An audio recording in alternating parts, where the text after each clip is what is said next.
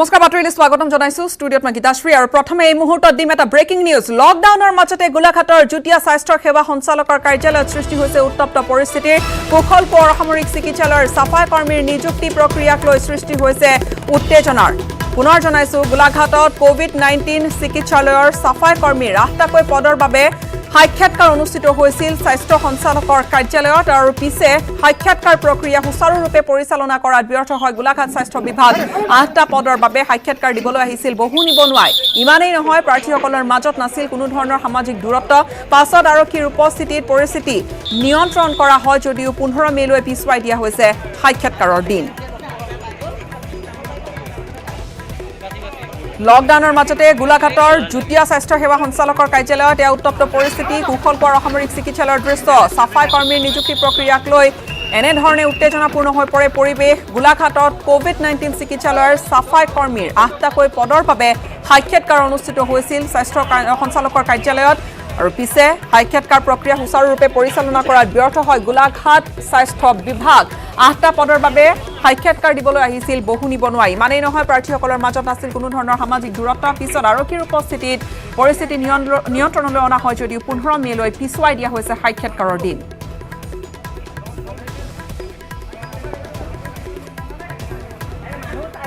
আমাৰ এই ইণ্টাৰভিউটো আমি বন্ধ কৰা হৈছে যেহেতু আমাৰ ইয়াত জেগা কম হৈছে জেগা কম কাৰণটো হৈছে আমি ছ'চিয়েল ডিষ্টেঞ্চ মেইনটেইন কৰিব পৰা নাই আমি ইমান কেণ্ডিডেট হ'ব বুলি ভবা নাছিলোঁ কিন্তু এইকাৰণে আমি এতিয়া আজিৰ কাৰণে সাময়িকভাৱে স্থগিত কৰিছে আমি পৰৱৰ্তী ঘোষণা আমি কৰিম কোনটো তাৰিখত দিয়া হ'ব আৰু আজি বা কালিলৈ ভিতৰতে আমি তাৰিখ পুনৰ নিৰ্ধাৰণ কৰি আমি দুখীয়া ঘৰৰ ল'ৰা হয় মানে ইমান পইচা খৰচ কৰি মানে ৰাতিপুৱা আমি 4টামান বজাত ওলাইছোঁ তাৰপৰা ইয়ালৈ বাইক লৈ আনিছোঁ কালি মানে ইণ্টাৰভিউটো পাতিলে কিন্তু এইটো শুদ্ধ ইণ্টাৰভিউ নহয় মানে এইটো ভুলকৈ পাতিছে যাক চিনাকি যাক চিনি পায় ইহঁতকে লৈছে মানে 3:30 বজাত আহিছোঁ 3:30 বজাত আহি মই মিনিমাম আপোনাৰ 5:30 বজাত পাইছোঁহি আৰু তাৰপৰা আমি লাইন পাতি 11:30লৈকে লাষ্ট মমেণ্ট পাইছোঁগৈ তেতিয়া কৈছে বোলে ইণ্টাৰভিউ পষ্টপন কৰা হৈছে ছ'চিয়েল ডিষ্টেঞ্চ মনা নাই প্ৰশাসনিক বিষয়াহঁতেতো কৈছে তেওঁলোকে যে ছ'চিয়েল ডিষ্টেঞ্চ পানক আমিতো মানি চলিছোঁ চকী চেয়াৰ দিছে এখনকৈ আমি বহিছোঁ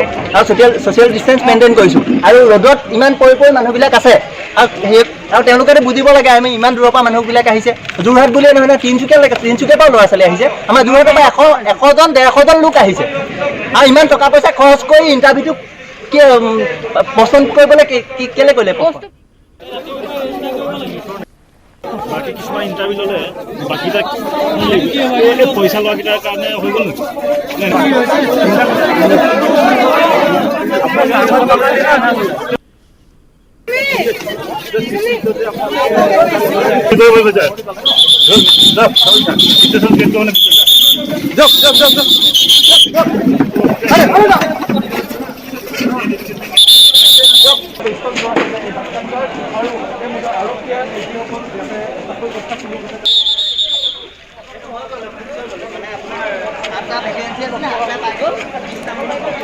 আৰক্ষীৰ উপস্থিতিত পিছত পৰিস্থিতি নিয়ন্ত্ৰণলৈ আনে আৰু এই দৃশ্য দেখুৱাইছোঁ তাত কোনো ধৰণৰ সামাজিক ব্যৱধান নথকাৰ অভিযোগ উত্থাপন হৈছিল সামাজিক ব্যৱধান সামাজিক দূৰত্ব বৰ্তাই নৰখাৰ বাবে এই ধৰণৰ উত্তপ্ত পৰিস্থিতিৰ সূত্ৰপাত ঘটে লকডাউনৰ মাজতে গোলাঘাটত এই উত্তপ্ত পৰিস্থিতি সাফাই কৰ্মীৰ নিযুক্তি প্ৰক্ৰিয়াক লৈ এই ধৰণে এটা হুলস্থুলীয়া পৰিৱেশৰ সৃষ্টি হয় এতিয়া পৰীক্ষা পিছুৱাই দিয়া হৈছে সাক্ষাৎকাৰৰ দিন পিছুৱাই দিয়া হৈছে 8টাকৈ পদ খালী হৈছিল 8 সাফাই কৰ্মীৰ নিযুক্তি প্ৰক্ৰিয়াৰ বাবে ইয়াত বহু লোক গোট খাইছিল কিন্তু সেই লোকসকলৰ মাজত সামাজিক দূৰত্ব বা ব্যৱধান নথকাৰ পিছতে এই ধৰণৰ এটা উত্তপ্ত পৰিস্থিতিৰ সূত্ৰপাত ঘটিল এটা সময়ত আৰক্ষীয়ে পৰিস্থিতি নিয়ন্ত্ৰণ কৰে পিছত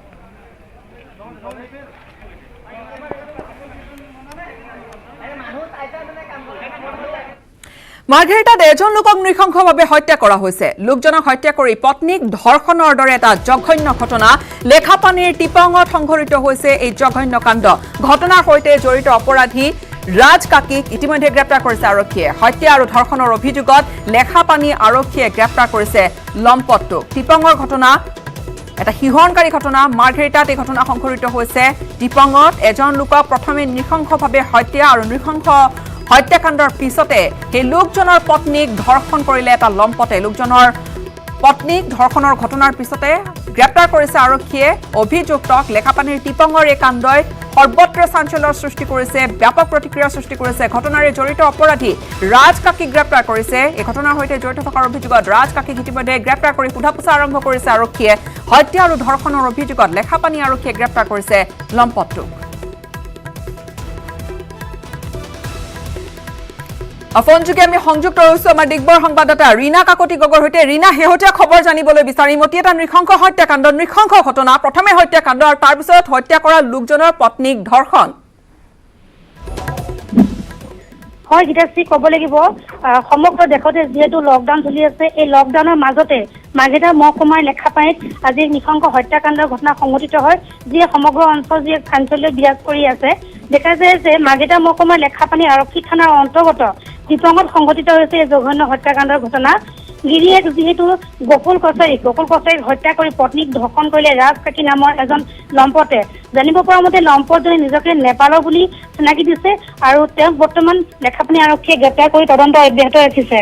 আৰক্ষীয়ে গ্ৰেপ্তাৰ কৰিছে, সোধা-পোছা নিশ্চয় কৰিছে। কি কাৰণত এই হত্যাকাণ্ড সংঘটিত কৰিছিল বা কি আছিল ঘটনা, অধিক জানিব পাৰিছে আৰক্ষীয়ে?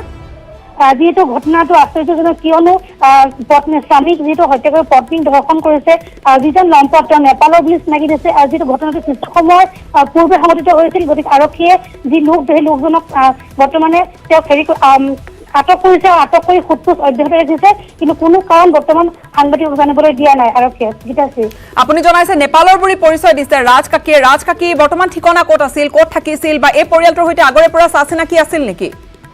যিহেতু স্থানীয় লোকৰ লগত যিটো আমাৰ কথা চলিছে, তেওঁলোকে আমাক জানিবলৈ দিয়া মতে যিজন লোক তেওঁ নেপালৰ পৰা আহিছিলে, নেপালৰ পৰা আহি তেওঁ সেই অঞ্চলতে বাস কৰি আছিল আৰু বাস কৰি তেওঁলোকৰ লগত পৰিচয়ো আছিল বুলি আমি জানিব পাৰিছো। কিন্তু কি কাৰণে এনেদৰে নৃশংসভাৱে হত্যা কৰিলে, সমগ্ৰ ঘটনাই ৰহস্য আৱদ্ধ আছে। গীতাশ্ৰী, হয়, আৰু মহিলাগৰাকীৰ অৱস্থা বৰ্তমান কেনেকুৱা সেয়া জানিব বিচাৰিম। তেওঁক চিকিৎসালয়ত ভৰ্তি কৰোৱা হৈছে। যিহেতু ক'ব লাগিব মহিলাগৰাকী গকুল কছাৰী যিহেতু হত্যা কৰিছিল, হত্যা কৰাৰ পিছত মহিলাগৰাকীক উপযোগ কৰি ধৰ্ষণ কৰিছে। বৰ্তমান মহিলাগৰাকীৰ অৱস্থা খুবেই সংকটজনক, তেওঁক চিকিৎসালয়ত চিকিৎসা কৰা অৱস্থাত আছে। ধন্যবাদ জ্ঞাপন কৰিছো। শেহতীয়া খবৰ আপুনি জনালে আমাক। এটা শিহৰণকাৰী ঘটনা, প্ৰথমে এজন ব্যক্তিক হত্যা আৰু তাৰ পিছত ব্যক্তিগৰাকীৰ পত্নীক নৃশংসভাৱে ধৰ্ষণ কৰিছে এটা লম্পটে। অভিযুক্তক ইতিমধ্যে আৰক্ষীয়ে আটক কৰিছে, গ্ৰেপ্তাৰ কৰি সোধা-পোছা অব্যাহত ৰাখিছে আৰু ঘটনা সংক্ৰান্তত আচলতে সোধা-পোছা চলাই আছে অভিযুক্তক আৰক্ষীয়ে। মাৰ্ঘেৰিটাৰ এই জঘন্য কাণ্ডই সকলোকে হতচকিত কৰিছে।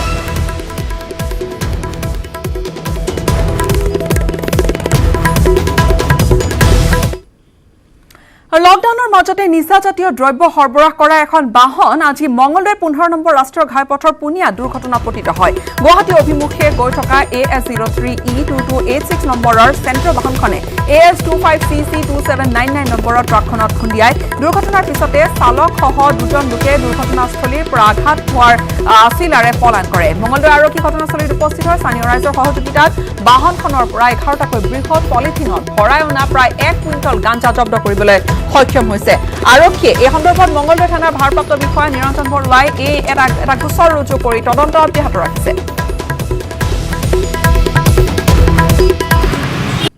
গাড়ীখন ঠিক 12:30মান বজাত মংগলদৈ টাউনত আহি পায় আৰু আমাৰ যিটো নাকা চেকিং আছিলে সেই পাৰ্টিটোৱে গাড়ীখন ৰাখিবৰ কাৰণে তেওঁলোক ছিগনেল দিয়ে, যদিও তেওঁলোকে ছিগনেল ভায়লেণ্ট কৰি ইমিডিয়েট গাড়ীখন গুচি আহে। গাড়ীখন গৈ পুনিয়া ব্ৰিজৰ ওচৰত তাত এখন আগৰ পৰা ৰৈ থকা এখন ট্ৰাক আছিলে, সেই গাড়ীখনত তেওঁ খুন্দা মাৰে। গাড়ীখনৰ ভিতৰত যিখন মানে চেণ্ট্ৰ গাড়ী আছিলে AS03E2286, এই গাড়ীখনৰ ভিতৰত আমি 11টা মানে ভাঙৰ টোপোলা মানে আমি মহামাৰী কৰোনা প্ৰতিৰোধৰ বাবে দেশজুৰি বলবৎ হৈ থকা লকডাউনৰ ফলত হাহাকাৰ পৰিস্থিতিৰ সৃষ্টি হৈছে চৌপাশে। লকডাউনৰ ফলত বহিৰাজ্যত আবদ্ধ হৈ আছে অসমৰ হাজাৰ হাজাৰ লোক। ঠিক একেদৰে অসমতো আবদ্ধ হৈ আছে বহিৰাজ্যৰ পৰা অহা লোকসকল। ব্যৱসায় কৰিবলৈ আহি ডিব্ৰুগড়ত নাহৰকটীয়াত আবদ্ধ হৈ আছে এইসকল লোক আৰু প্লাষ্টিকৰ সামগ্ৰী বিক্ৰী কৰা ফেৰীৱালা হিচাপে পৰিচিত এই লোকসকলৰ ঘৰ পশ্চিমবংগৰ মুৰ্ছিদাবাদত। লকডাউনৰ ফলত এই 10জনকৈ ফেৰীৱালা আবদ্ধ হৈ পৰে নাহৰকটীয়াত। প্ৰথম অৱস্থাত ব্যৱসায়ৰ মালিকে খোৱাৰ সুবিধা কৰি দিছিল যদিও পাছলৈ অপাৰগতা প্ৰকাশ কৰে আৰু তাৰপিছত ৰূপান্তৰ হৈ নাহৰকটীয়াৰ পৰা পশ্চিমবংগলৈ বুলি চাইকেলেৰে দুৰ্বিষহত যাত্ৰা আৰম্ভ কৰে এই ফেৰীৱালা কেইগৰাকীয়ে। দেওবাৰে নিশা উপস্থিত হয় তেওঁলোকে বোকাখাতৰ লতাবাৰীত এটা গাড়ী ছাৰ্ভিচিং চেণ্টাৰত নিশাটো অতিবাহিত কৰাৰ ব্যৱস্থা কৰা হৈছিল যদিও সান্ধ্য আইন বলবৎ হৈ থকাৰ বাবে বোকাখাত আৰক্ষীয়ে বাধা প্ৰদান কৰে পাছত স্থানীয় দুজনমান যুৱকে সাংবাদিকৰ সহযোগত বোকাখাতৰ বিষয়া জিৰণি চৰাত নিশাটোৰ বাবে থকাৰ ব্যৱস্থা কৰি দিয়ে তাতে স্বাস্থ্যকৰ্মীৰ দ্বাৰা ফেৰীৱালা কেইজনৰ স্বাস্থ্য পৰীক্ষাও কৰোৱা হয় ইফালে পশ্চিমবংগৰ মুখ্যমন্ত্ৰী মমতা বেনাৰ্জীয়ে দুৰ্ঘটনাজনৰ বাবে মুকলি কৰা হেল্পলাইন নম্বৰলৈ ফোন কৰিও কোনো ধৰণৰ গুৰুত্ব নোপোৱাৰ অভিযোগ আনিছে এইকেইজন লোকে আমাৰ ৱেষ্ট বেংগলৰ চৰকাৰ মমতা বেনাৰ্জী যিমানখিনি টোল ফ্ৰী নাম্বাৰ দিলে সবকেইটাই বন্ধ আছে আৰু আমাৰ লগতে কোনো হেল্পেই নাই কৰা ফোন কৰিছে আপোনাৰ ৰাতিপুৱা গধূলি এনে 24 ঘণ্টা ফোন মাৰিছে এইবোৰ ফোনটোই নাই উঠা ফোনটো বন্ধ কি ক'ব তোমালোকে সেইবোৰ বেয়া মানুহ হয় একদম বেয়া মানুহ হয় এইবোৰ এটা গাড়ী চাড়ী কোনোবা কিবোৰ নিদিয়ে এইটো হায়দৰাবাদৰ পৰা আনিলে ট্ৰেইনৰ মানুহ আনিলে কেৰেলাৰ পৰা আনিলে আৰু অসমৰ পৰা এটাও ট্ৰেইন নিদিয়ে অসমৰ পৰা কিমান আছে 2.5 লাখ মানুহ আছে এইবোৰ মানুহটো ল'বলৈ কথা আছে নহয় কিমান অসুবিধা মানুহ চাইকেল লৈ নাহৰকটীয়াৰ পৰা মই আহি আছা নহয় নাহৰকটীয়াৰ পৰা চাইকেল মাৰি আপোনাৰ ঘৰ যাম ৱেষ্ট বেংগলৈ যাম আমাৰ খাবৰ কাৰণে বহুত অসুবিধা মালিক মহাজন যোন আছিলে 30-35 দিন চলালে 35 দিন চলাৰ পিছত পইচা নাই বুলি ডাইৰেক্ট কৈ দিলে পইচা নাই কি কৰিম আমি চাৰ্কুলাৰ অফিচৰ পৰা গ'লোঁ মাত্ৰ 2 কেজিকে চাউল 100 গ্ৰাম চয়াবিন 150 গ্ৰাম ডাল এইটোৱে দিলে ক'লে যে 3 দিনৰ খাবাৰ দিলোঁ আকৌ 3 দিনৰ পাছত গৈছোঁ খাবাৰ নাই আৰু 5 দিনৰ পাছত গ'লোঁ যেন তেনে আমি এনেকুৱাই চলিলোঁ এবাৰ খাইছোঁ এবাৰ চলা নাই তাৰপিছত লাষ্টত অকল 2 কেজিকে চাউল দিলে 2 কেজিকে চাউল অকল কি খাম কোনো চব্জি নাই লগতে কোনো তেল নাই নুন নাই কি খাম তাৰপৰা সেইটো কাৰণে বহুত ডিচিশ্যন ল'লোঁ আমি বহুত ঘূৰিলোঁ তাতে বহুত মানুহবোৰ হেল্প খুজিলোঁ হেল্প কোনো নকৰিলে আৰু খবৰ আমি অব্যাহত ৰাখিম সময় হৈছে এটা সমবাণিজ্যিক বিৰতিৰ এটা বিৰতিৰ পিছত পুনৰ স্বাগতম জনাইছো লকডাউনৰ সময়ত দেশৰ অৰ্থনৈতিক অৱস্থা অতি শোচনীয় হৈ পৰিছে আজি সংবাদমেলতে অভিযোগ আনিছে ৰাজ্যৰ প্ৰাক্তন মুখ্যমন্ত্ৰী তৰুণ গগৈ পুনে পুনে আপোনালোকক লৈ গৈছো সংবাদমেলৰ মাজলৈ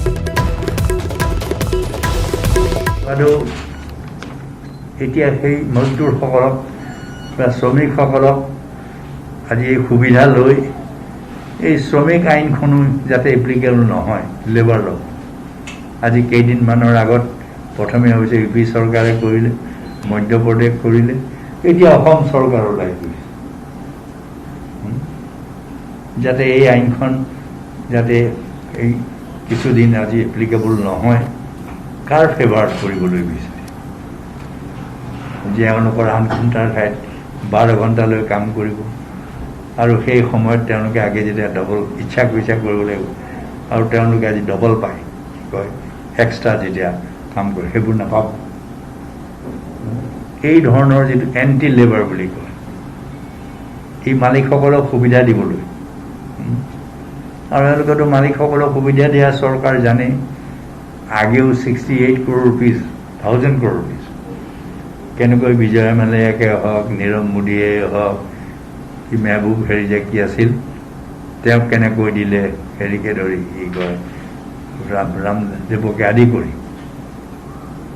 অসম চৰকাৰো আকৌ সেইটোত লাগিব ইফালে আমাৰ বাগানৰ মিনিমাম ৱেজটো আজিলৈকে ফিক্স আপ কৰা বাগানত মিনিমাম ৱেজ যিটো দিব লাগে আৰু তেওঁলোকৰ ভোট লৈ আজি কৰিলে সেইকাৰণে আমি কৈছোঁ আৰু এই সময়তো আমি দেখা গৈছে যে চৰকাৰটো PM কিষাণ নিধিয়েই কওক অসম চৰকাৰৰ যিবিলাক বেলেগ বেলেগ আঁচনি চাৰিওফালে মানুহ কেলেংকাৰী কেৱল খালি কেলেংকাৰী লাখ লাখ মানুহক যিবিলাকে পাব নালাগে কেনেকৈ পাইছে এই কথাটো স্বীকাৰ আমাৰ কৃষিমন্ত্ৰীয়ে কৰিছে তে আজি যদি কাক এৰেষ্ট কৰিছে এজন অফিচাৰক ছাছপেণ্ড কৰিলেই হ'ব নেকি বাকী কৰাপশ্যনত এৰেষ্ট কৰিছে মইতো এইটো বিচাৰোঁ CBI এনকুৱাৰী কৰিব লাগে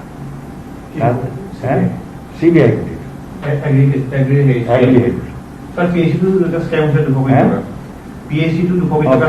মই তাতো PHC যিকেইটাতো স্কেম ওলাইছে PHC হওক হেৰিতে যিবিলাকে জিৰ' টলাৰেঞ্চৰ কথা কয় CBI দিবলৈ কি হ'ব যি কোনোবা আছে মৰম ধৰিব আজি সেয়েহে আজি আমি কৈছোঁ যে তেওঁলোকে CBI তেওঁলোকে দিয়ক আৰু লগতে এতিয়াও আজিলৈকে এই চৰকাৰে এষ্টিমেট কৰা নাই কিমান লছ হৈছে, কিন্তু মানুহক কেনেকৈ সহায় কৰি যে কোনজন মানুহৰ কি লছ হ'ল।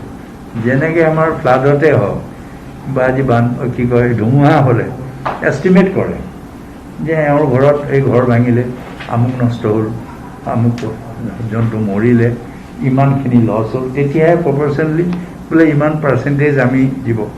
আজিলৈকে এই মুহূৰ্তলৈ কেনেকৈ তেওঁলোকে কম্পেনচেট কৰিব।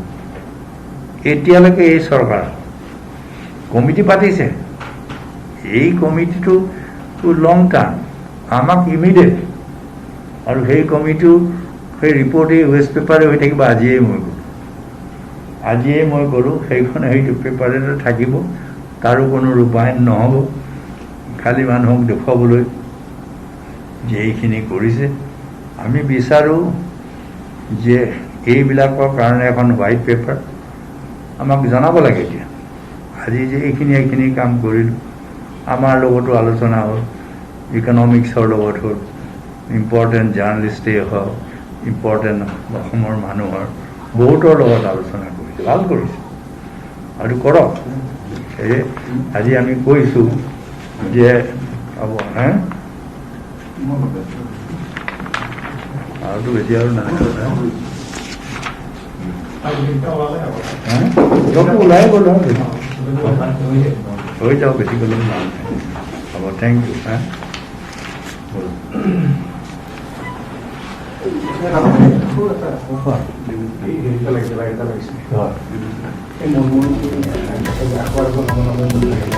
দিয়া আজি বৰ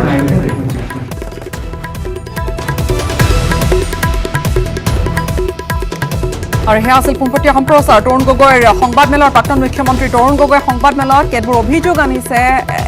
এক প্ৰকাৰ তেওঁ মন্তব্য কৰিছে অৰ্থনৈতিক অৱস্থা শোচনীয়, লকডাউনৰ সময়ত দেশৰ অৰ্থনৈতিক অৱস্থা শোচনীয় বুলি মন্তব্য কৰাৰ লগতে জীৱিকা উপাৰ্জনৰ পথ সকলোৰে বাবে মুকলি কৰিব লাগে চৰকাৰে, এই দাবী তেওঁ উত্থাপন কৰিছে।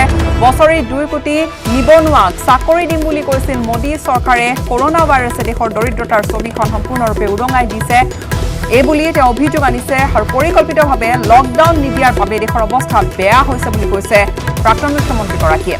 বিজেপি চৰকাৰক নিৰ্দয় চৰকাৰ আখ্যাও দিছে তৰুণ গগৈয়ে।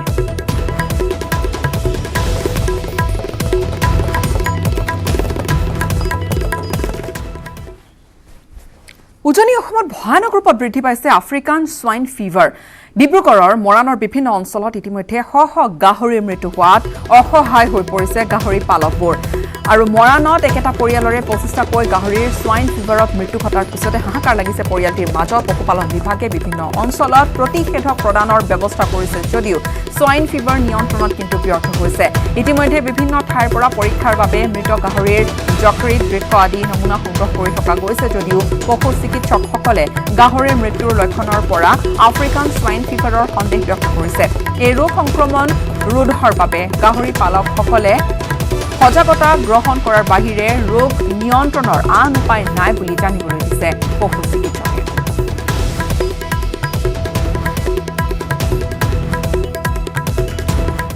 পষ্টমৰ্টেম কৰিলোঁ। পষ্টমৰ্টেম কৰি ইয়াৰ মেটেৰিয়েলখিনি আমি ডিব্ৰুগড় DDLলৈ পঠিয়াম আৰু তাৰ পৰা পৰৱৰ্তী সময়ত গুৱাহাটীলৈ হয়তো এই মেটেৰিয়েলখিনি যাব আৰু ইয়াৰ ৰিজাল্ট কি হয় সেইটো আমি সময়ত গম পাম। কিন্তু তথাপি আমি বেমাৰৰ যিটো লক্ষণ দেখি আছোঁ, আমাৰ সন্দেহ হয় অলপমান আফ্ৰিকান সোয়াইন ফিভাৰে হ'ব পাৰে বা এনেকুৱা ধৰণৰ এটা বুলি সন্দেহ কৰিছোঁ আমি। এতিয়া বৰ্তমানলৈকে তেওঁৰ 18-19টা মৰিছে বুলি মই গম পাইছোঁ আৰু তাৰ ফটো সৈতে ৰাখি থৈছোঁ মই। এইখিনি তেওঁলোকৰ বিধায়কক জনাবলৈ কৈছে, আমি সেইখিনি যাৱতীয় ব্যৱস্থা গ্ৰহণ কৰিছোঁ। তেনেকৈ হৈ আছিলে আপোনাৰ 1 নং কাৱৈমাৰী মোৰ ৱাৰ্ডত নহয় যদিও তাত প্ৰথম আৰম্ভ হৈছে বুলি মই গম পাইছিলোঁ। সেইটো অঞ্চলতো প্ৰায় 15টামান গাহৰি মৰিছিলে বুলি মই গম পাইছোঁ ইতিমধ্যে। দক্ষিণ কামৰূপৰ বঙৰাত কৃষি সাহায্যৰ নামত ব্যাপক দুৰ্নীতি পোহৰলৈ আহিছে।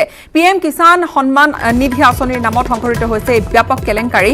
PM কিষাণ সন্মান নিধি আঁচনিৰ জৰিয়তে বছৰত হিতাধিকাৰীক 3টা কিস্তিত 2000 টকাকৈ বছৰি 6000 টকা সাহায্য কৰা ঘোষণা কৰা হৈছিল আৰু এই ঘোষণাৰ পিছতে জিলাই জিলাই প্ৰস্তুত কৰিবলৈ দিয়া হৈছিল কৃষকসকলৰ তালিকা কিন্তু তালিকা প্ৰস্তুতৰ নামত সংঘটিত হৈছে ব্যাপক কেলেংকাৰী দক্ষিণ কামৰূপৰ 107 নম্বৰ মঙৰা গাঁও পঞ্চায়ততো সংঘটিত হৈছে ব্যাপক অনিয়ম কৃষকৰ সলনি চৰকাৰী চাকৰিয়াল ৱাৰ্ড মেম্বাৰ প্ৰতিনিধিৰ পৰিয়ালৰ লোকসকলে লাভ কৰিছে কিষাণ সন্মান আঁচনিৰ ধনৰাশি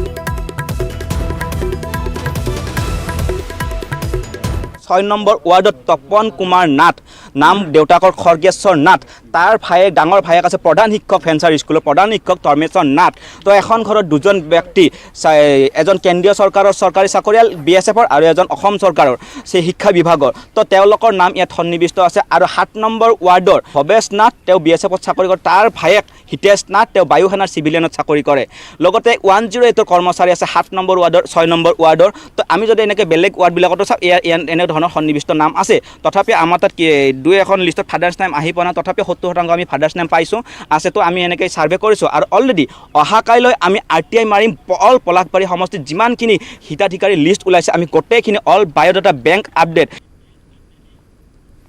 বৰপেটা হৰভোগৰ চেণ্ট্ৰেল বেংক অফ ইণ্ডিয়াৰ শাখাত গ্ৰাহকৰ দীঘলীয়া লাইন কৰোনা ভাইৰাছ প্ৰতিহত কৰিবলৈ মাস্ক আৰু সামাজিক দূৰত্ব বজাই ৰাখিবলৈ বাৰে বাৰে অনুৰোধ কৰাৰ পিছতো কাণখাৰ দিয়া নাই একাংশ লোকে সোমবাৰে পুৱাই চেণ্ট্ৰেল বেংক অফ ইণ্ডিয়াৰ শাখাত দেখা গ'ল এটা অভাৱনীয় পৰিস্থিতি কণমানি কেঁচুৱাৰ পৰা বৃদ্ধলৈকে সকলো ওলাই আহিল বেংকটোলৈকে আৰু অৱশেষত ৰূপায়ন্তৰ হৈ আৰক্ষীয়ে খেদি পঠিয়াবলগীয়া হ'ল গ্ৰাহকক কিয়নো সামাজিক দূৰত্ব বৰ্তাই নৰখাৰ অভিযোগ আছে মাস্ক পৰিধান কৰি অহা নাছিল কণমানি কেঁচুৱাকো লৈ আনিছিল কোনোৱে আৰু বৰপেটাৰ হৰভোগ চেণ্ট্ৰেল বেংক অফ ইণ্ডিয়াৰ শাখাটোৰ সন্মুখৰ এই দীঘলীয়া শাৰী দেখুৱাইছো এটা দীঘলীয়া লাইন কৰোনা ভাইৰাছ প্ৰতিহত কৰিবলৈ মাস্ক আৰু সামাজিক দূৰত্ব বজাই ৰাখিবলৈ বাৰে বাৰে অনুৰোধ কৰি থকাৰ পিছতো কিন্তু কাণখাৰ দিয়া নাই একাংশই সোমবাৰে পুৱাই চেণ্ট্ৰেল বেংক অফ ইণ্ডিয়াৰ শাখাত দেখা গৈছিল এনে এটা অভাৱনীয় পৰিস্থিতি কণমানি কেঁচুৱাৰ পৰা বৃদ্ধলৈকে সকলো ওলাই আহিছিল আৰু বেংকত শাৰী পাতিছিলহি অৱশেষত ৰূপায়ন্তৰ হৈ আৰক্ষীয়ে খেদি পঠিয়াবলৈ বাধ্য হ'ল গ্ৰাহকক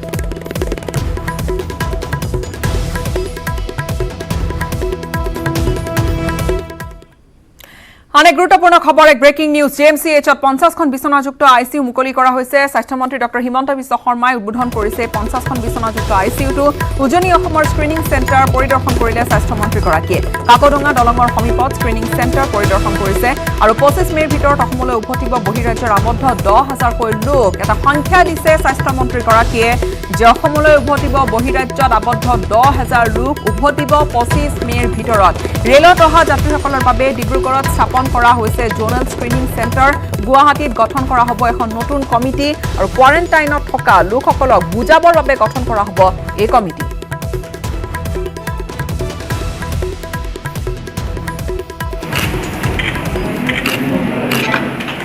চেণ্ডেল আছে ক'ত আছে চেণ্ডেল আছে নে নাই চেণ্ডেল নাই মানুহজনে লৈ গ'ল এই ভগৱান ঠিক আছে আপোনাক আৰু এখন দিম বুলি লৈ গ'ল ঠিক আছে হ'ব অংকুৰ চাই থাকিবি দিয়ক আপুনি থাকক অলপতো আগতকৈ ভাল হ'ল স্বাস্থ্যটো ভাল হৈ যাব পুৰা খোজকাঢ়িব পৰা হৈ যাব একদম চব ঠিক হৈ যাব পেচেণ্টকেইটা কেনেকুৱা কৰি আছে মানে যিটো কেঞ্চাৰ হৈ থকা ল'ৰা তাক ক'ত ৰাখিছে কিমান বয়স 12 কি হৈছে এইটো মানে এইটো দাতা ক'ত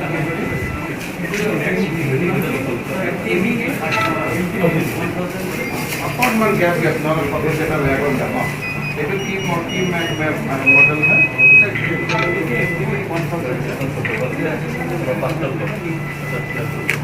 আৰু হেমিল্টন কোনটো আমাৰ ইয়াত এতিয়া হেমিল্টন কেইটা আহিলে হেমিল্টন ইয়াত ডেগাৰ কেইটা আছে দুটা আছে আৰু বাকী টাটাৰ 1:2 কৈ নাথাকিব একেবাৰে 1:1 কৰি লওক মেবি আমি ইমিডিয়েটলি নহ'ব ক'ভিডৰ দিনততো নহ'ব বাট উইদিন মান্থ ডিচেম্বৰৰ ভিতৰত আমাৰ গোটেই অসমতে আমাৰ 2000 নতুন ICU প্লেন আছে আপোনালোকৰতো গভৰ্ণমেণ্টৰ বিলকে আমাৰ সোনকালে আৰু ICU পঠাই আছে মানে ভেণ্টিলেশ্যন আমি ইয়াতে পঠাই দিম 60 হৈ থাকিব তেতিয়া ইয়াত জেনেৰেল ডিল কৰক তলত কোভিড ডিল কৰক আৰু মেন পাৱাৰ কাৰণে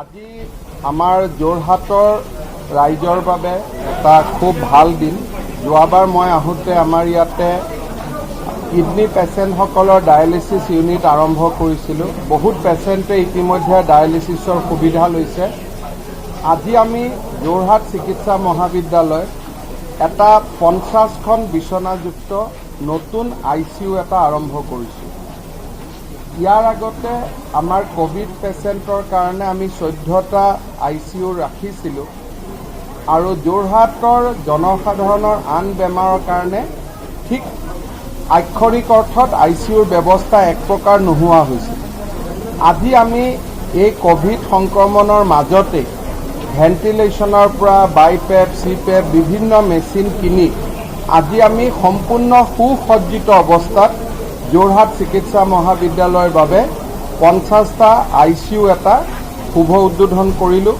পীযুষ হাজৰিকা ডাঙৰীয়া আছিলে তপন গগৈ আছিলে কামাখ্যা প্ৰসাদ তাছা ডাঙৰীয়া আছিলে DC আমাৰ প্ৰিন্সিপাল গোটেই সকলৰ উপস্থিতিত আৰু এইটো যোৰহাট ৰাইজৰ অকল কোভিড বুলি নহয় বহুদিনীয়া সমস্যা এটা সমাধান হ'ল বুলি মই আশা কৰিছোঁ ডেইজি শইকীয়া সংক্ৰান্তত মই মহাৰাষ্ট্ৰৰ মন্ত্ৰী আদিত্য ঠাকৰে ডাঙৰীয়াৰ লগত নিজে কথা পাতিছোঁ আদিত্য ঠাকৰে ডেইজি শইকীয়াৰ লগত নিজে টেলিফোনত কথা পাতিছে আৰু ডেইজি শইকীয়া বৰ্তমান হস্পিটেলত আছে আৰু যোৱাকালিও আমাৰ অফিচৰ পৰা খবৰ কৰোঁতে তেখেতে এতিয়া যাৱতীয় চিকিৎসা পোৱা বুলি আমাক জনাইছে কিন্তু বোম্বাইৰ পৰিস্থিতিটো সাধাৰণ নহয় খুব বেছি অৱনতি হৈ আছে গতিকে তাত আমাৰ দৰে চিকিৎসা পোৱাটো আজিৰ দিনত সম্ভৱ নহয় হয়তো আমাৰো যেতিয়া 10,000 পেচেণ্ট হৈ যাব তেনেকুৱা আমাৰো এনেকুৱা অৱস্থা হ'ব পাৰে গতিকে মহাৰাষ্ট্ৰৰ পৰিৱেশ চাই পেলাই তাৰ চৰকাৰে যিমানখিনি পাৰে এতিয়া যত্ন লোৱা বুলি মোক জনাইছে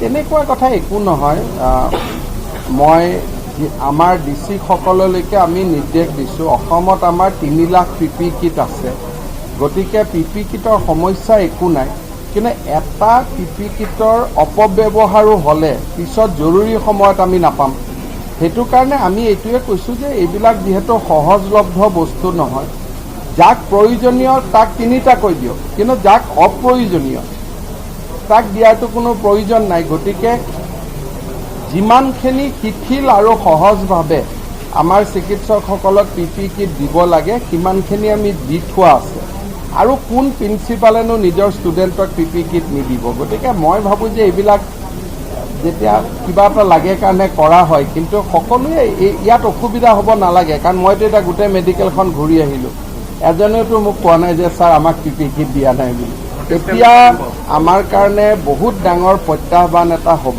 যে 12 তাৰিখৰ পৰা ৰেল চলিব ৰেল চলাৰ লগে লগে প্ৰতিখন ট্ৰেইনত 12,000 মানুহ আহিব 25 তাৰিখৰ আগতে প্ৰায় 10,000 নতুন মানুহ অসমত সোমাব গাড়ী ট্ৰান্সপৰ্টবিলাক বেলেগ এতিয়া এটা বিতৰ্ক হয় মানুহ আনিব নালাগে কিন্তু আমি কোনো মানুহ আনা নাই ঘৰৰ মানুহে ঘৰত উভতি আহিছে এতিয়া সেই ৰাজ্যৰ পৰা লাহে লাহে মানুহবিলাকক পঠাই দিয়া হৈছে যে আপোনালোক যাওক গৈ নিজৰ ঘৰত কাৰণ আমাৰ পেচেণ্টখিনিক আমি চাব লাগে আমাৰ মানুহখিনিক আমি চাব লাগে গতিকে ভাৰত চৰকাৰে সিদ্ধান্ত লৈছে যে সেই ৰাজ্যৰ যি ৰাজ্যত তেওঁৰ জন্মভূমি তালৈকে যদি কোনোবা ঘূৰি যাব খোজে সেই ৰাজ্য চৰকাৰখনে বাধা দিব নোৱাৰে আজি যোৰহাটতে আমাৰ যোৱা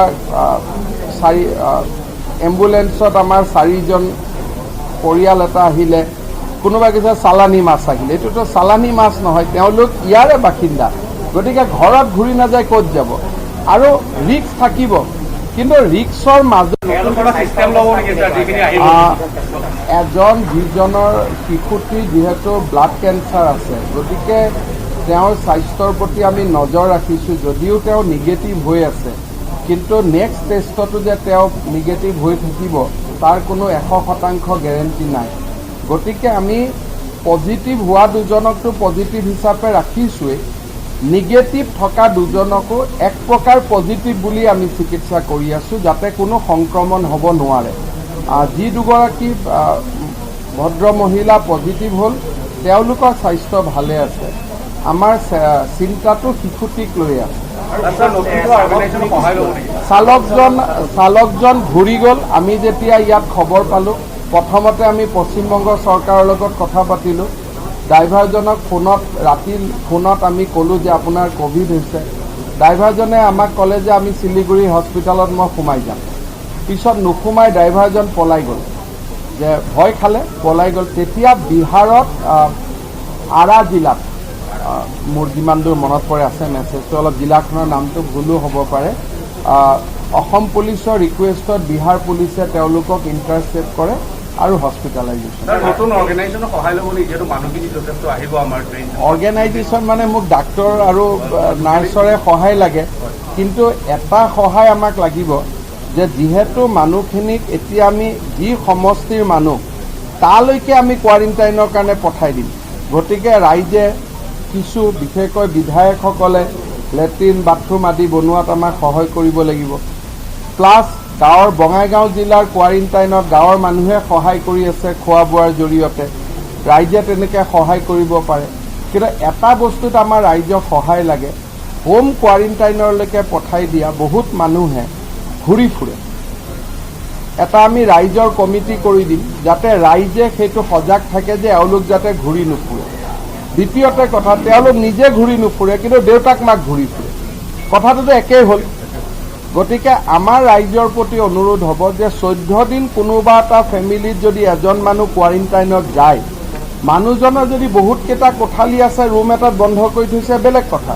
কিন্তু যদি তেওঁলোকৰ ঘৰত কোঠালি অনুপাতে মানুহৰ সংখ্যা বেছি তাৰমানে ইজনে সিজনৰ লগত এটা ঘনিষ্ঠতা থাকিবই তেওঁলোকৰ গোটেই ঘৰখনকে আমি কণ্টেইনমেণ্ট জোন হিচাপে ৰাখিব লাগিব যে ব্যক্তিজনক অকল হোম কোৱাৰেণ্টাইন নহয় ঘৰখনো গাঁৱৰ মানুহে খোৱা বস্তু তেওঁলোকক দিব গেটৰ নঙলাত খোৱা বস্তু ল'ব গোটেই ঘৰখনেই ওলাব নালাগিব তেনেকৈ যদি চবেই সহযোগিতা কৰে তেতিয়া বেমাৰ হ'লেও ঘৰখনৰ ভিতৰতে থাকিব আমাৰ ভয় খোৱাৰ কথা নাই গাঁৱৰ মানুহে ভয় নাখাব কিন্তু আজি যদি হোম কোৱাৰেণ্টাইনত থকা মানুহ এজনৰ কালি বেমাৰ হয় আৰু গাঁৱৰ মানুহে যদি গম পায় এওঁতো ভায়েকজনে ঘূৰিয়ে ফুৰিছিলে দেউতাকে ঘূৰি ফুৰিছিলে তেতিয়াতো সমাজত এটা বহুত ডাঙৰ বেমাৰ হওক নহওক পেনিক হয় কাজিয়া পেচাল হয় গতিকে প্ৰথমৰ পৰাই আমি সাৱধানতা হ'ব লাগিব কালি আমি গুৱাহাটীৰ পৰা স্থানীয় কমিটি এখন আমি ঘোষণা কৰিম যাতে গাঁৱে চহৰে সেই কমিটিখনক আমাৰ জিলা উপায়ুক্তসকলে বুজাই দিব এইটো বুজাবুজিৰ ভিতৰত হ'ব লাগিব গালি পাৰাপাৰি নহয় বুজাবুজিৰ ভিতৰত যে আপোনালোক ঘৰৰ পৰা নোলাব আপোনালোকৰ খোৱা বোৱা এইখিনি আমি দিম দিল্লীৰ পৰা আহোঁতে 3 দিন হ'লেই আৰু মাত্ৰ 11 দিনৰ কথা গাঁওখনৰ সুৰক্ষাৰ স্বাৰ্থত আপোনালোকে সহযোগিতা কৰক এতিয়াতো লকডাউন ক'ত আছে এতিয়াতো লকডাউন নামটোহে আছে লকডাউনটো নাই চব মানুহটো বাহিৰতে আছে ভয়টো সেইটোৱে হৈছে আৰু লকডাউন থকা নাথাকা কি আছে এতিয়া আমি কিমান মানুহ ইয়াত জমা হৈ আছো কিবা লকডাউনৰ চিন আছে নেকি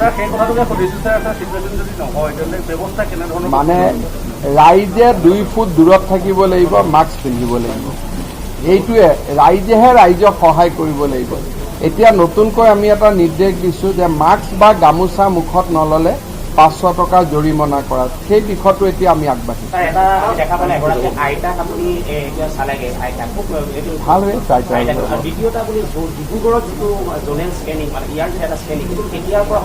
আমাৰ কালি উপায়ুক্তৰ লগত আমি কথা পাতিছোঁ ৰেলৰ লিংকৰ লগত কথা গতিকে ৰেল যিহেতু ডিব্ৰুগড়লৈকে আহিব ডিব্ৰুগড়তো আমি জোনেল স্ক্ৰিনিং এটা আৰম্ভ কৰিব লাগিব 2 দিন বা 3 দিনৰ ডিব্ৰুগড় তাতে ৰেলত যিমান মানুহ নামে ৰেলত যদি যোৰহাটৰ মানুহো নামে তাতে থাকিব তাৰ পৰা ইয়ালৈকে আহিব গাড়ী মটৰৰ কাৰণে যোৰহাট হৈ গ'ল ৰেলৰ কাৰণে ডিব্ৰুগড় হৈ গ'ল যদি ৰেলত যদি যোৰহাট শিৱসাগৰৰ মানুহো নামে তাতে থকাৰ পিছত তাতে টেষ্ট কৰাৰ পিছত ইয়ালৈকে ঘূৰি আহিব গাড়ীত যদি ডিব্ৰুগড়ৰ মানুহ আহে যোৰহাটত থকাৰ পিছত ডিব্ৰুগড়ত ঘূৰি যাব।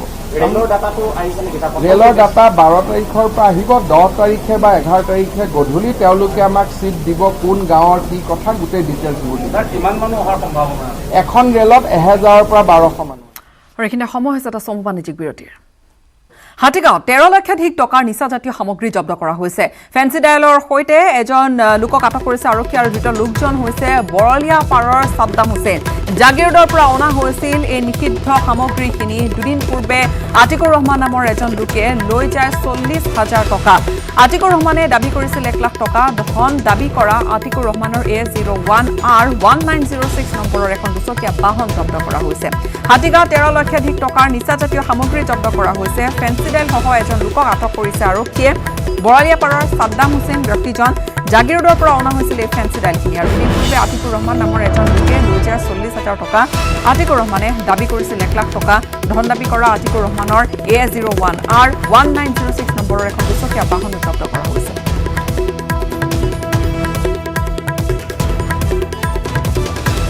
কালি অনুপম পথৰ ওচৰত মানে ছাদ্দাম হুছেইন বুলি এজন ল'ৰাই মানে বস্তুখিনি ৰাখি থৈছিলে ৰাস্তাত, ক'ৰবাত বিক্ৰী কৰিবলৈ দিম বুলি। আৰু খবৰ পাই পেলাই অচি চাহেবে জনালে ভাৰপ্ৰাপ্ত বিষয়ামতে, তেনেকৈ গৈ ধৰি অনা হৈছে। ছাদ্দাম হুছেইনকো পোৱা গৈছে। বাকীখিনি চাৰে বাকী এইটো প্ৰায় 11 কাৰ্টুনমান আপোনাৰ কফ চিৰাপ কৰিছে। বিশ্বজুৰি কৰোনা মহামাৰীৰ ত্ৰাসৰ সময়তে দেশত লকডাউন বৃদ্ধি আৰু প্ৰব্ৰজিত শ্ৰমিকে সৃষ্টি কৰা সমস্যা সন্দৰ্ভত আজি বিয়লি 3 বজাত পঞ্চমবাৰৰ বাবে ৰাজ্যৰ মুখ্যমন্ত্ৰীসকলৰ সৈতে কথা পাতিব প্ৰধানমন্ত্ৰী নৰেন্দ্ৰ মোদীয়ে। বিয়লি 3 বজাত ভিডিঅ' কনফাৰেন্স যোগে মুখ্যমন্ত্ৰীসকলৰ সৈতে কথা পাতিব মোদীয়ে। 17 মে'ত তৃতীয় পৰ্যায়ৰ লকডাউনৰ সামৰণি পৰিব। লকডাউনৰ শিথিলকৰণ আৰু নতুন নীতি নিৰ্দেশনা সন্দৰ্ভত মুখ্যমন্ত্ৰীসকলৰ সৈতে কথা পাতিব প্ৰধানমন্ত্ৰীগৰাকীয়ে।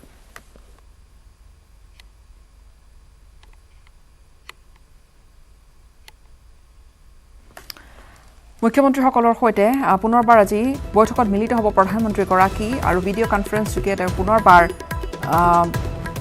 আলোচনা কৰিব প্ৰত্যেকখন ৰাজ্যৰ মুখ্যমন্ত্ৰীসকলৰ সৈতে। বিশ্বজুৰি ভয়ানক এটা ৰূপ ধাৰণ কৰিছে কৰোনা মহামাৰীয়ে। আৰু কৰোনা মহামাৰীৰ ত্ৰাসৰ সময়তে দেশত লকডাউন বৃদ্ধি আৰু প্ৰব্ৰজিত শ্ৰমিকে সৃষ্টি কৰা সমস্যা সন্দৰ্ভত আজি বিয়লি 3 বজাত পঞ্চমবাৰৰ বাবে ৰাজ্যৰ মুখ্যমন্ত্ৰীসকলৰ সৈতে কথা পাতিব প্ৰধানমন্ত্ৰী নৰেন্দ্ৰ মোদীয়ে। বিয়লি 3 বজাত ভিডিঅ' কনফাৰেন্স যোগে মুখ্যমন্ত্ৰীসকলৰ সৈতে কথা পাতিব মোদীয়ে। 17 মে'ত তৃতীয় পৰ্যায়ৰ লকডাউন সামৰণি পৰিব। লকডাউনৰ শিথিলকৰণ আৰু নতুন নীতি নিৰ্দেশনা সন্দৰ্ভত মুখ্যমন্ত্ৰীসকলৰে কথা পাতিব প্ৰধানমন্ত্ৰীয়ে। আৰু আমি এই মুহূৰ্তত সংযুক্ত হৈছোঁ আমাৰ ডেইলি ব্যুৰ চিফ পাৰ্থজ্যোতি বৰাৰ সৈতে। পাৰ্থ, আপোনাৰ পৰা অধিক জানিবলৈ বিচাৰিছোঁ আৰু কিছু সময় তাৰ পিছতে প্ৰধানমন্ত্ৰীয়ে মুখ্যমন্ত্ৰীসকলৰ সৈতে কথা পাতিব। অৰ্থাৎ 17 মে'ত তৃতীয় পৰ্যায়ৰ লকডাউনৰ যিহেতু সামৰণি পৰিব, তাৰ পূৰ্বে পঞ্চমবাৰৰ বাবে এয়া মিলিত হ'ব প্ৰত্যেকগৰাকী মুখ্যমন্ত্ৰীৰ সৈতে। অধিক কি জানিব পাৰিম, কি আলোচনা কৰা হ'ব পাৰে? প্ৰধানমন্ত্ৰী নৰেন্দ্ৰ মোদী মিলিত হ'ব দেশৰ সমগ্ৰ ৰাজ্যৰ মুখ্যমন্ত্ৰীসকলৰ সৈতে আৰু স্বাভাৱিকতে আলোচনা হ'ব কোভিড মহামাৰীৰ সন্দৰ্ভত আৰু তাৰ সমান্তৰালকৈ আলোচনা হ'ব এই মহামাৰীয়ে দেশৰ অৰ্থনীতিক কেনেকৈ বিনষ্ট কৰিছে বা সেই অৰ্থনীতি উদ্ধাৰ কেনেকৈ কৰিব পৰা যায়। বিগত যিখন 27 এপ্ৰিলৰ বৈঠক অনুষ্ঠিত হৈছিল, সেই বৈঠকখনত কিছু কংগ্ৰেছ শাসিত মুখ্যমন্ত্ৰীয়ে বা অবিজেপি শাসিত ৰাজ্যৰ মুখ্যমন্ত্ৰীসমূহে অভিযোগ উত্থাপন কৰিছিল তেওঁলোকে কথা কোৱাৰ সুযোগ নোপোৱাৰ। কিন্তু এইবাৰ তেনে নহ'ব। এইবাৰ মিটিং দীঘলীয়া হ'ব। 2টা চিটিঙত বৈঠক অনুষ্ঠিত হ'ব। যিকেইজন দেশৰ ৰাজ্যৰ মুখ্যমন্ত্ৰী সকলোৱে এবাৰ কথা কোৱাৰ সুযোগ পাব। কিন্তু যিসমূহ কেন্দ্ৰীয় শাসিত অঞ্চল আছে, কেন্দ্ৰীয় শাসিত অঞ্চলসমূহৰ মুৰব্বীসকলে কথা কোৱাৰ সুযোগ নাপাব। তাৰ বাদে সকলো আন ৰাজ্যৰ ফুল ফ্লেজ ৰাজ্যৰ মুখ্যমন্ত্ৰীসকলে আজি নিজৰ মত পোষণ কৰিবলৈ সুযোগ পাব। অসমৰ মুখ্যমন্ত্ৰীকো এটা স্লট নিৰ্ধাৰণ কৰি দিয়া হৈছে।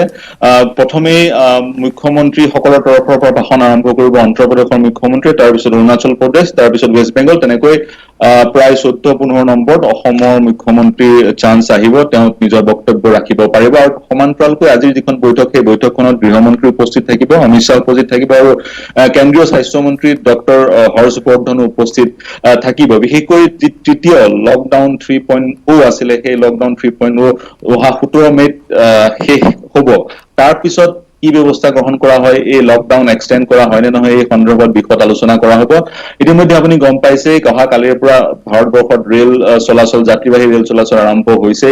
আজিৰ পৰা তাৰ টিকেট বুকিং আৰম্ভ হৈছে। গতিকে যাত্ৰীবাহী ৰেল চলাচল আৰম্ভ কৰাৰ পিছত এই গোটেই প্ৰক্ৰিয়াটোৱে সমগ্ৰ দেশত কি প্ৰভাৱ পেলায় তাৰ সেই সন্দৰ্ভতো আলোচনা কৰাৰ সম্ভাৱনা আছে। গতিকে মূলত বিষয়টো বা ইস্যুটোৱে হৈছে যে যিসকল প্ৰব্ৰজিত লোক তেওঁলোকে নিজ নিজ ঠাইলৈ ঘূৰি যাব, তেওঁলোকক কি ধৰণে তেওঁলোকৰ ব্যৱস্থা কৰা হৈছে বা ট্ৰেইন খোলাৰ কথা আপুনি কৈছে যে টিকট বুকিং আজিৰ পৰা আৰম্ভ হৈ যাব। তেনে পৰিপ্ৰেক্ষিতত এই যি বৈঠক, এই বৈঠক আচলতে বিস্তৃতভাৱে নিশ্চয়কৈ আলোচনা কৰা হ'ব।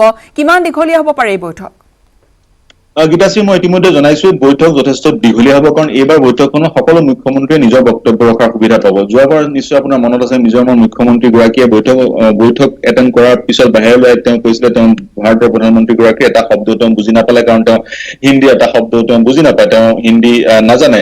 কিন্তু এইবাৰ তেনে নহ'ব। এইবাৰ সকলো মুখ্যমন্ত্ৰীকে তেওঁলোকৰ মতামত ৰখাৰ যি সুবিধা সেই সুবিধা দিয়া হ'ব। তেওঁলোকৰ পৰা পৰামৰ্শ লোৱা হ'ব লকডাউনৰ পৰা কেনেকৈ তলাবন্ধ কেনেকৈ অন্ত পেলোৱা যায়, স্বাভাৱিক জীৱন যাত্ৰা কেনেকৈ ঘূৰাই আনিব পৰা যায় বা দেশৰ অৰ্থনীতি কেনেকৈ উদ্ধাৰ কৰিব পৰা যায়, এই সন্দৰ্ভত সকলো মুখ্যমন্ত্ৰীৰ পৰা মতামত গ্ৰহণ কৰিব প্ৰধানমন্ত্ৰীগৰাকী। আৰু স্বাভাৱিকতে সকলো মুখ্যমন্ত্ৰীয়ে কেন্দ্ৰীয় চৰকাৰৰ পৰা যথেষ্ট পেকেজৰ দাবী উত্থাপন কৰিব, কাৰণ ৰাজ্যসমূহত যি বিনষ্ট হৈছে অৰ্থনীতি, যি বিনষ্ট হৈছে শস্য, তাৰ কাৰণে স্বাভাৱিকতে ৰাজ্যসমূহক যথেষ্ট বিশাল পেকেজৰ প্ৰয়োজন হ'ব। গতিকে তেনে ক্ষেত্ৰত সকলো ৰাজ্যৰ মুখ্যমন্ত্ৰীসকলে তেনে পেকেজৰ দাবী কৰাৰ যি সম্ভাৱনা আছে, বৈঠকৰ অন্তত প্ৰধানমন্ত্ৰী কাৰ্যালয়ৰ পৰা প্ৰেছ বিজ্ঞপ্তি জাৰি কৰাৰ সম্ভাৱনা আছে। তাত বিশদভাৱে তেওঁলোকে জনাব কি আলোচনা কৰা হ'ল। তাৰ সমান্তৰালভাৱে মুখ্যমন্ত্ৰীসকলেও বৈঠকৰ অন্তত চাগৈ সম্ভৱতঃ সংবাদ মাধ্যমক সম্বোধন কৰিব আৰু তেওঁলোকৰ ফালৰ পৰা কি তেওঁলোকে মন্তব্য ৰাখিলে সেই কথা তেওঁলোকে জনাব। গতিকে আমি অপেক্ষা কৰিব লাগিব। কিন্তু মূলতঃ আজিৰ বৈঠকখনত প্ৰথম বিষয়টো হৈছে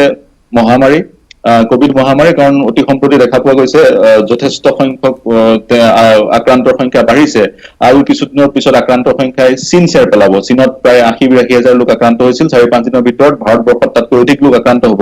গতিকে তেনে পৰিপ্ৰেক্ষিতত কি ধৰণৰ পদক্ষেপ চিকিৎসা বিজ্ঞানৰ ফালৰ পৰা কি ধৰণৰ পদক্ষেপ গ্ৰহণ কৰা হয় বা তেনেধৰণৰ আক্ৰান্তৰ সংখ্যা বাঢ়ি যোৱাৰ সমান্তৰালকৈ দেশৰ তলাবন্ধক কিদৰে অন্ত পেলোৱাব পৰা যায় বা ইয়াৰ কৌশলগত পদক্ষেপ কি থাকিব, সেই সন্দৰ্ভত আজি আলোচনা কৰা হ'ব। এক সিদ্ধান্তত স্বাভাৱিকতে উপনীত হ'ব প্ৰধানমন্ত্ৰী কাৰ্যালয়ে, যি সিদ্ধান্ত অৱগত কৰা হ'ব সাধাৰণ ৰাইজক। আৰু আপুনি যি প্ৰব্ৰজিত শ্ৰমিকৰ কথা উত্থাপন কৰিছে সেইটো যথেষ্ট গুৰুত্বপূৰ্ণ এটা কথা। যদিও কেন্দ্ৰীয় চৰকাৰে শ্ৰমিক এক্সপ্ৰেছ ট্ৰেইনৰ যোগেদি এইসকল শ্ৰমিকক নিজ গৃহলৈ লৈ যোৱাৰ এক ব্যৱস্থা আজি কিছুদিনৰ পৰা আৰম্ভ কৰিছে, আৰু বিগত সময়ত 1200 শ্ৰমিকক লৈ যোৱা আছিল, এতিয়া 1700 শ্ৰমিকক লৈ গৈছে। কিন্তু তৎসত্ত্বেও বহু কিছু শ্ৰমিক কিন্তু খোজকাঢ়িয়ে স্বগৃহলৈ স্বৰাজ্যলৈ যোৱা পৰিলক্ষিত হৈছে। গতিকে সেই লোকসকলক কেনেকৈ সংস্থাপন দিয়া হ'ব এই সন্দৰ্ভতো বিষয়ত আলোচনা হোৱাৰ সম্ভাৱনা আছে। এয়া লকডাউন 3, কিন্তু লকডাউন 3 শেষ হোৱাৰ পিছৰ পৰ্যায়ত এই লকডাউনত যদিও বা বহুখিনি শিথিল কৰি দিয়া হৈছে লকডাউন 3 সময়ছোৱাত, তাৰ পিছৰ পৰ্যায়ত কিবা আৰু শিথিল কৰা হ'ব নেকি? নে লকডাউনৰ সময়ছোৱাখিনি কেনেকুৱা হ'ব, কিবা অনুমান কৰিব পাৰি নেকি? এই সন্দৰ্ভত কি সিদ্ধান্ত লোৱা হ'ব পাৰে? আপোনাৰ ভিতৰুৱা সূত্ৰই কি কয়? গীতাশ্ৰী, প্ৰধানমন্ত্ৰীৰ লগতে দেশৰ সকলো ব্যক্তিয়ে, মুখ্যমন্ত্ৰীসকলেও বা দেশৰ সকলো ব্যক্তি, ৰাজনীতিবিদ বা সাধাৰণ মানুহ সকলোৱে এটা কথা উপলব্ধি কৰিছে, সেইটো হৈছে ভাইৰাছটোৰ লগত সহাৱস্থান কৰিব লাগিব। ভাইৰাছটো থাকিব, মানুহৰ স্বাভাৱিক জীৱন যাত্ৰা ঘূৰি আহিব লাগিব। আৰু তাৰ কাৰণে লকডাউন যি 3.0 তাত কিছু শিথিলতা প্ৰদান কৰা হৈছিল, আৰু কিছু শিথিলতা প্ৰদান কৰা হ'ব পাৰে লকডাউন 4.0 পিছৰটো লকডাউনত। কিন্তু কি শিথিলতা গ্ৰহণ কৰা হ'ব পাৰে বা শিথিলতা গ্ৰহণ কৰিলেও সাধাৰণ লোকে কি ধৰণৰ নীতি নিয়ম মানি চলিব লাগিব, সেই সমূহৰ ওপৰতো এক পৰ্যালোচনা আজি কৰা হ'ব পাৰে। স্বাভাৱিকতে মাস্ক পিন্ধাটো বাধ্যতামূলক হ'ব পাৰে বা চেনিটাইজাৰ ব্যৱহাৰ বাধ্যতামূলক হ'ব পাৰে বা সামাজিক দূৰত্ব বজাই ৰখাটো বাধ্যতামূলক হ'ব পাৰে। কিন্তু বাধ্যতামূলক কৰি দিয়াৰ পিছতো যদিহে জনসাধাৰণে এইসমূহ নিয়ম নামানে, তেওঁলোকৰ ওপৰত কি ব্যৱস্থা গ্ৰহণ কৰা হ'ব বা সজাগতাৰ বৃদ্ধি কেনেদৰে কৰা হ'ব সেই সন্দৰ্ভত স্বাভাৱিকতে আলোচনা হ'ব। সেইবোৰ জটিল বিষয়। যদিও বাধ্যতামূলক চৰকাৰে কৰি দিয়ে, তথাপিও দেখা যায় বিভিন্ন সময়ত জনসাধাৰণে লকডাউনৰ নীতি নিয়মসমূহ তেওঁলোকে নামানে, যাৰ ফলত বিপদ আহিব পাৰে। গতিকে তেনে ক্ষেত্ৰত কেনেধৰণে সেই বিধিসমূহ বা নিয়মসমূহ যিবোৰ কাৰ্যকৰী কৰা হ'ব পিছৰটো তলাবন্ধত, য'ত বহু শিথিলতা থাকিব, সেই সন্দৰ্ভত আজি আলোচনা কৰা হ'ব। আলোচনাৰ পিছত আমি অৰ্থাৎ আমি ৰ'ব লাগিব আৰু কিছু সময় 3 বজাৰ লগে লগে আৰম্ভ হৈ যাব সেই বিশেষ মত বিনিময় ভিডিঅ' কনফাৰেন্স যোগে যিহেতু প্ৰধানমন্ত্ৰীৰ প্ৰতিগৰাকী মুখ্যমন্ত্ৰীৰ সৈতে কথা পাতিব আশা কৰা হৈছে। এইবেলি যি অভিযোগ পূৰ্বতে একাংশ মুখ্যমন্ত্ৰী আনিছিল যে তেওঁলোকে বৰ বিশেষ সময় লাভ নকৰিলে, এইবাৰ তেওঁলোকে সেই ধৰণে কথা বতৰা বা আলোচনা কৰিবলৈ সক্ষম হ'ব। পাৰ্থ, আমি বিদায় লৈছোঁ আপোনাৰ পৰা এই মুহূৰ্তত। আমি পৰৱৰ্তী সময়ছোৱাত পুনৰ আপোনাৰ সৈতে সংযুক্ত হ'ম।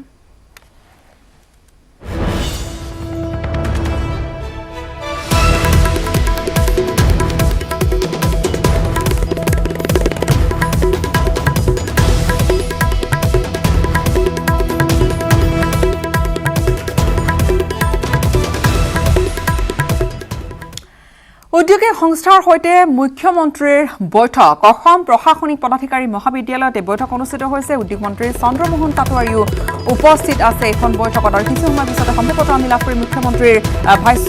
উদ্যোগিক সংস্থাসমূহৰ সৈতে মুখ্যমন্ত্ৰীৰ গুৰুত্বপূৰ্ণ বৈঠক, বিশেষকৈ উদ্যোগিক খণ্ডই কি ধৰণৰ ক্ষয়ক্ষতিৰ সন্মুখীন হৈছে বা পুনৰুদ্ধাৰৰ বাবে কি ধৰণৰ ব্যৱস্থা কৰা হ'ব, গুৰুত্ব দিছে ৰাজ্য চৰকাৰে উদ্যোগিক সংস্থাৰ সৈতে।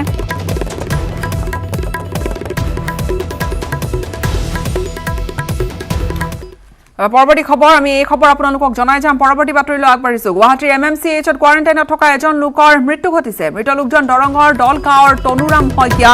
9 মে'ৰ পৰা MMCHত কোৱাৰেণ্টাইনত আছিল ব্যক্তিজন। কৰ্কট ৰোগত আক্ৰান্ত হৈ আছিল তনুৰাম শইকীয়া। 5 মে'ত মুম্বাইৰ পৰা এম্বুলেন্সযোগে ঘৰলৈ উভতি আহিছিল ব্যক্তিজন আৰু অগ্নি নিৰ্বাপক বাহিনীৰ অৱসৰপ্ৰাপ্ত কৰ্মচাৰী আছিল শইকীয়া। গুৱাহাটীৰ MMCHত তেওঁ কোৱাৰেণ্টাইনত আছিল। কোৱাৰেণ্টাইনত থকা অৱস্থাতে মৃত্যুক আঁকোৱালি ল'লে তনুৰাম শইকীয়াই। মৃত লোকজন দৰঙৰ দলগাঁৱৰ বুলি জানিব পৰা গৈছে। তনুৰাম শইকীয়াই শেহতীয়াকৈ মুম্বাইৰ পৰা উভতিছিল। 9 মে'ৰ পৰা MMCHত তেওঁ কোৱাৰেণ্টাইনত আছিল। তেওঁ কোৱাৰেণ্টাইনত থাকিবলগীয়া হৈছিল আৰু কৰ্কট ৰোগত আক্ৰান্ত হৈ আছিল যিহেতু তনুৰাম শইকীয়া। 5 মে'ত তেওঁ মুম্বাইত চিকিৎসাধীন হৈ থকাৰ পিছত 5 মে'ত মুম্বাইৰ পৰা এম্বুলেন্সযোগে ঘৰলৈ উভতি আহিছিল। তাৰপিছত স্বাভাৱিকতে তেওঁ কোৱাৰেণ্টাইনত আছিল। অগ্নি নিৰ্বাপক বাহিনীৰ অৱসৰপ্ৰাপ্ত কৰ্মচাৰী আছিল তনুৰাম শইকীয়া। যোৱা মাৰ্চৰ 15 তাৰিখে বোম্বেত গৈছিলে। বোম্বেত চিকিৎসা হৈ আছিলে। চিকিৎসা হৈ থকাৰ পিছত লকডাউন হ'ল। লকডাউনৰ কাৰণে আহিব নোৱাৰিলে। আহিব নোৱাৰোঁতে এফালে মানে লকডাউনৰ কাৰণে অলপ অসুবিধা হ'ল। হোৱাতে আমি বোম্বেৰ পৰা 5 তাৰিখে এম্বুলেন্সে লৈ আনিলোঁ। লৈ অনাৰ পিছত তেওঁলোকে আমাক সৰুসজাত সুমিয়াই দিলে। সৰুসজাত টেষ্ট কৰিলে। টেষ্ট কৰাৰ পিছত মহেন্দ্ৰ মোহন হস্পিটেলত কোৱাৰেণ্টাইনৰ কাৰণে দিলে। কোৱাৰেণ্টাইনত দিলে যিহেতু দিয়াৰ পিছত যিজন অলপ মানে কৰ্কট ৰোগী যিহেতু চিৰিয়াছ পেচেণ্টে তেওঁলোক তাতে ইয়াতে আমি মোৰ ভতিজা এজনো আছে লগত, মানে মৃতকৰ পুত্ৰ সৰু পুতেক। তেওঁ মানে কি অভিযোগ কৰা তেওঁ কৈছে ভিতৰৰ পৰা যে আনা দিনৰ পৰা কোনো ধৰণৰ তাৰমানে প্ৰিলিমিনাৰী চিকিৎসা অকণমানো কৰা নাই। নকৰাৰ কাৰণে হয়তো আজি এনেকুৱা অৱস্থা হ'ল, আমি দাদাক হেৰুৱাব লগা হ'ল। এইখিনি আমাৰ অলপ অভিযোগ আছে যিহেতু তেওঁলোকে ডক্টৰ নাৰ্ছে কৰিছে সন্মুখৰ পৰা যিখিনি কৰিছে সেইখিনিও আমিও চেলুট জনাইছোঁ কৰোণাৰ কাৰণে। কিন্তু ভিতৰত কি হৈ আছে এতিয়া আমি মোৰ ভতিজাজন থকাৰ কাৰণে গম পালোঁ। হয়তো মোৰ দাদাৰ ক্ষেত্ৰত নহয় আৰু বেলেগৰ ক্ষেত্ৰত যাতে নহয় এইখিনিকে মই। মঙলবাৰৰ পৰা পুনৰ আৰম্ভ হ'ব যাত্ৰীবাহী ৰেলৰ চলাচল কৰিব মুঠ 30খনকৈ যাত্ৰীবাহী ট্ৰেইনে। নতুন দিল্লীৰ পৰা ডিব্ৰুগড়লৈ চলিব ৰেল, আগৰতলালৈও চলিব বিশেষ ৰেল সেৱা। আজিৰে পৰা আৰম্ভ হ'ব ৰেল টিকটৰ বুকিং আৰু অনলাইন যোগে বুকিং কৰিব পাৰিব টিকটৰ। বিয়লি 4 বজাৰ পৰা যাত্ৰীয়ে কৰিব পাৰিব টিকটৰ বুকিং।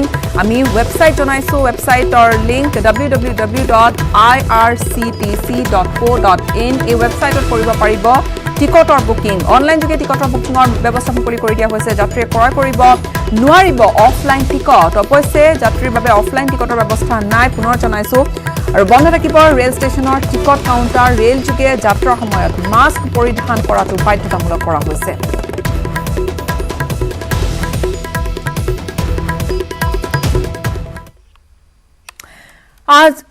আজমেৰ শ্বৰীফৰ পৰা অহা বাছক কৰোনা এক্সপ্ৰেছ আখ্যা দিলে শিলচৰ বিধায়ক দিলীপ পালে। আজমেৰৰ পৰা বাছেৰে উভতি অহা ঘটনাক ষড়যন্ত্ৰ বুলি মন্তব্য কৰিছে বিধায়কগৰাকীয়ে। আজমেৰৰ পৰা কাছাৰৰ 45গৰাকীকৈ যাত্ৰীক এখন বাছত লৈ অহা হৈছিল আৰু আজমেৰৰ পৰা কৰোনা আনি বৰাকত বিয়পোৱাৰ ষড়যন্ত্ৰ চলাইছে একাংশই অভিযোগ আনিছে দিলীপ পালে। বিশেষ এক জনগোষ্ঠীয়ে কাশ্মীৰসহ বিশ্বত ষড়যন্ত্ৰ চলোৱাৰ তেওঁ এক ডাঙৰ অভিযোগ উত্থাপন কৰিছে। অবস্থা ভয়ঙ্কর হয়ে দাঁড়িয়েছে। ওই আজমির শরীফ থেকে যে করোনা এক্সপ্রেসে করে যে 40-42 জন ব্যক্তি চলে এলো, সেটা আমরা জানি সবাই। এবং এই সমস্ত অবিশ্বকারী এবং তারা, আমি কি ভাষায় বলবো, তাদের এই কুকর্মের ফলে আজকে আমরা চিন্তিত, আতঙ্কিত। দেখুন, তীর্থযাত্রা আমরাও করি, সবাই করে, এটা স্বাভাবিক। কিন্তু আমি এমন কোনো কাজ করব না, করা উচিত নয়, যাতে করে সমাজ বিপন্ন হয়, রাষ্ট্র বিপন্ন হয়। যেভাবে বাসটি এলো, নিশ্চিতভাবে এর পেছনে কেউ না কেউ আছে। যে লোকটি শোনিতপুর জেলার লোক, শরীফুল না কি নাম, ও কিভাবে চলে আসলো সেটাও তদন্ত নিশ্চয় হবে। সরকার বসে থাকবে না, সরকার তদন্ত করবে এবং উপযুক্ত দোষী যারা। নিজাম পৰি থাকিল ঢকুৱাখনাৰ মহগুলি চাপৰি। আহোম স্বৰ্গদেউ জয়ধ্বজ সিংহৰ দিনৰে পৰা চাৰিকৰীয়া নৈপাৰৰ মহগুলি চাপৰিত পালন কৰি অহা ফাট বিহুত নাবাজিল এইবেলি ঢোল পেঁপা গগনা। আৰু ইয়াৰে সৈতে সময় হৈছে এতিয়া বাতৰিৰ পৰা বিদায় লোৱাৰ। ধন্যবাদ। কি বলবো, কোন ভাষা